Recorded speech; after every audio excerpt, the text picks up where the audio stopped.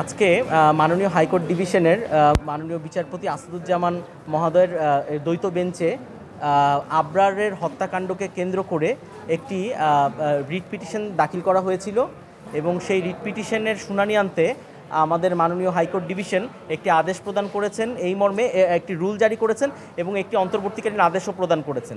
রুলটি জারি করা হয়েছে এই মর্মে যে বুয়েট সহ অন্যান্য উচ্চশিক্ষার ক্ষেত্রে যে সকল বিশ্ববিদ্যালয়গুলো প্রতিষ্ঠানগুলো রয়েছে সেখানে কেন ছাত্রছাত্রীদের এই শিক্ষা কার্যক্রম পরিচালনার ক্ষেত্রে নিরাপদ পরিবেশ নিশ্চয়তা প্রদানে নিষ্ক্রিয়তাকে কেন অবৈধ ঘোষণা করা হবে না সেটাকে চ্যালেঞ্জ করা হয়েছে, সেটার উপর রুল জারি করা হয়েছে। এবং একই সাথে আবরার হত্যাকাণ্ডের কারণে যে ক্ষতিগ্রস্ত হয়েছেন ওনার পরিবার এবং উনি ওনার মৃত্যুতে যে ক্ষতিটা হয়েছে তার প্রেক্ষিতে কেন তাকে 10 কোটি টাকা ক্ষতিপূরণ প্রদান করা হবে না সেই মর্মেও রুল জারি হয়েছে। এবং একই সাথে অন্তর্বর্তীকালীন আদেশ দেওয়া হয়েছে যে একটি তদন্ত কমিশন গঠনের জন্য ক্যাবিনেট বিভাগকে মন্ত্রিপরিষদ বিভাগকে নির্দেশনা প্রদান করা হয়েছে যে একটি তদন্ত কমিশন গঠনের জন্য নির্দেশনা প্রদান করা হয়েছে।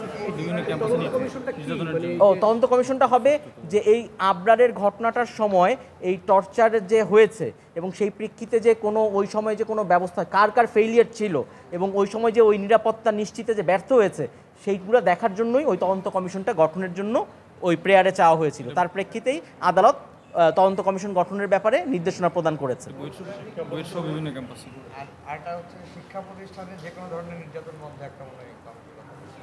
না, এই কমিটির শুধু তদন্ত কমিশনের ব্যাপারে আদালত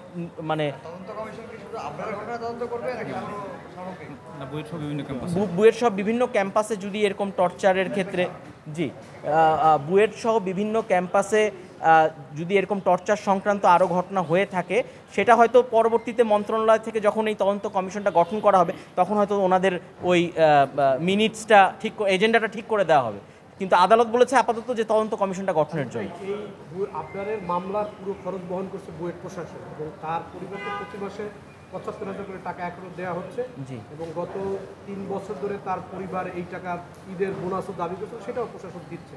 এই টাকাগুলো কি রুলের হিসাবে আসবে না নতুন করে 10 কোটি টাকা? আসলে কি এই ক্ষতিটা তো অপূরণীয়, যে কোনো মৃত্যুর ক্ষতি এটা টাকা দিয়ে কোনো বিবেচনা করা যায় না।